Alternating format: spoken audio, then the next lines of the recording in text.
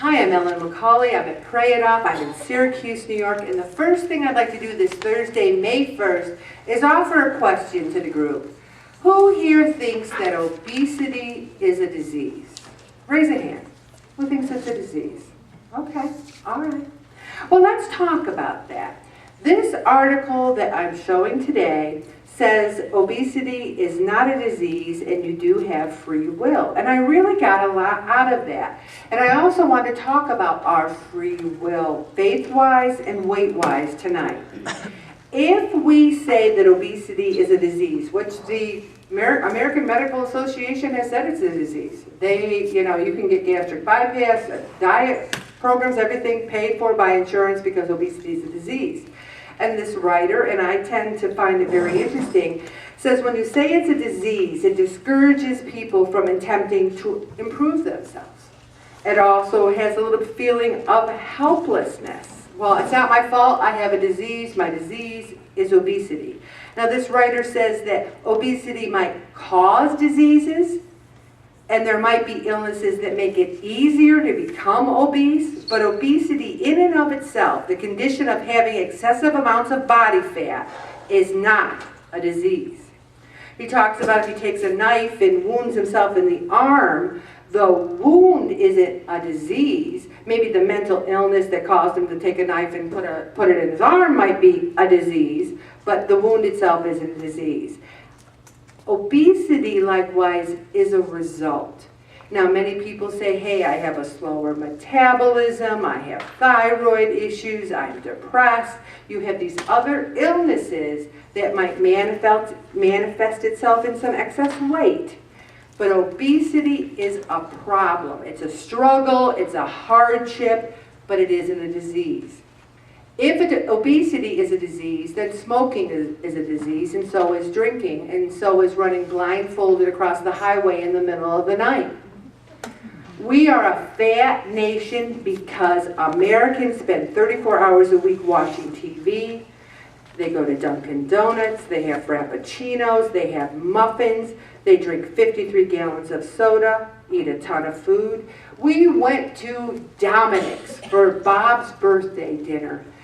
I had a 210 calorie Ensure for breakfast and lunch that day because I knew I might have a little extra at dinner.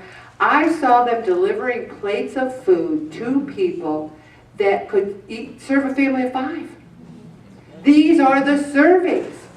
I was like amazed at some of the dishes that were being passed around. And then when I knew I was going to have fish, and I was sitting there going, I really want fried fish, I really want fried fish, I want fried. And I said broiled, and then I felt better about it. I really didn't want fried. Well, maybe a little bit of me wanted fried, but I had the broiled. We talk about Americans. We hear a lot about genetics. It's not my fault. Genetically, people in my family are overweight. But in the 19th century, we had genetics, didn't we? In the 1700s, we had genetics. We had thyroids and metabolism. All those people had the same things. But there wasn't an obesity epidemic. We go to work every day, we sit on our laurels, and then we're tired, we don't want to move more, and then we eat more. The thing is, though, we have a choice. It might be harder for us to lose weight. We might get to a plateau and want to give up. But if we eat more food, it will lead to more weight. We diminish ourselves by rejecting our own potential and dismissing the power of our own will. Now, God gives us this free will, and we have a choice to push away from the pizza.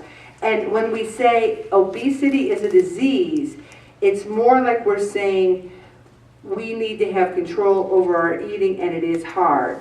So we insult the Lord himself because he made us. He gave us enormous power. He gave us a power so great that it makes each of us more significant, more impactful, and more essential than even the biggest stars in the sky. We are set apart from all else by our power to change, our power to create, our power to choose, and our power to use our free will.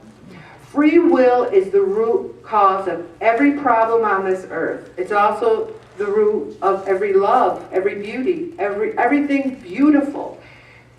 Wouldn't you rather your husband loved you because he loves you, or would you rather he said, I loved you because you had a gun to his head? You will say, I love you. Where's the free will there? You know? And that's, God wants us to choose to love him. Choose to want to take care of ourselves. Choose not to sin. You know, and the same thing with fidelity. We make a promise to God. You know, I'm a 59-year-old woman. If some handsome 18-year-old man wants to have an affair with me, you know, it's flattering. I mean, it hasn't happened, just to let you know. But it's flattering. But am I going to dismiss my entire handsome, wonderful husband? Not that would ever happen, Bob. And say, well, what the heck? You know, and you watch these TV shows, and they're always doing it. They're always like, oh, I'm cheating on this one, cheating on that one. Our free will gives us a choice to choose to do the right things. Like the time we went out to a birthday party, and we're at this like bar after the party, and this girl goes up to Bob and says, hey, you know, my girlfriend over there is interested in you. And he goes, well, I'm married. And she goes, well, who cares? And he goes, she's right there. And I went, move away from my husband. Move away. Keep going, honey. Keep going. And he was over there going, oh, he was all happy. The thing is, we choose to be faithful. We choose to do these things. My free will and my immortal soul are the things that make me more significant than a raccoon or a dung beetle. I am not a beast, and this is why. I am not a slave to instinct and programming. I have urges. Listen to this. This is important. I have urges, but I can transcend them. I am weak, but I can be stronger. I can desire one thing, yet do another. I can want something, yet refuse it. I can long for gratification, yet delay it. If you want pie every day, if you say, I will have pie on Friday night, that pie will taste so much better than eating it every day and feeling guilty about it and gaining 5 pounds. I can. I might not, but I can. I might not ever get to my goal weight, but I can. I can try it. Somebody said to me tonight, Ellen, I want to talk to you about eating for your blood type. Another person said, Ellen, I went to a nutritionist, and they have different ideas. We will never stop trying to find ways to get healthy.